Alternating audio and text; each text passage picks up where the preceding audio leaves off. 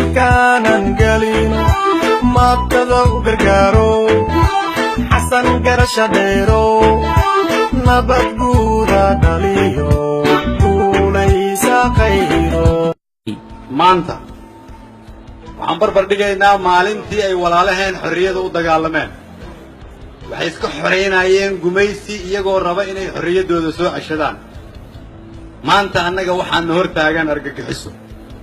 waxaana hor taagan abaar waxaana hor taagan kala qoqobnaan waxaana hor taagan qabyaalad waxaana hor taagan rajadeenna oo daciiftay waxaana hor taagan hamigeennii iyo qabkeennii oo hoos u dhacay iyadoo ay intaasina hor taagan tahay ayaa haddana waxaa muuqda iftiin yar sidaas daraaddeed caawa waxaan isugu nimid keliya halka jid oo noo bannaan haddii aan gadaal u noqonno waa dagaal iyo qabyaalad haddii aan meesheenna taagnaanno waa argagixisa iyo qarax hal jid uunbaa noo bannaan waa inaan hore u soconnaa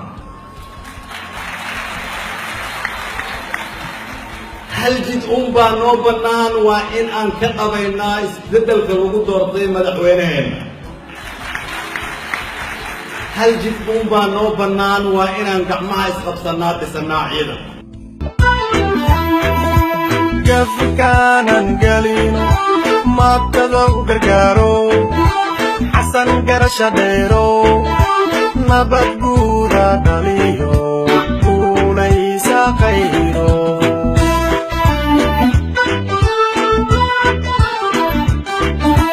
gafkaanan gelino maabtada u gargaaro xasan garasha dheero nabad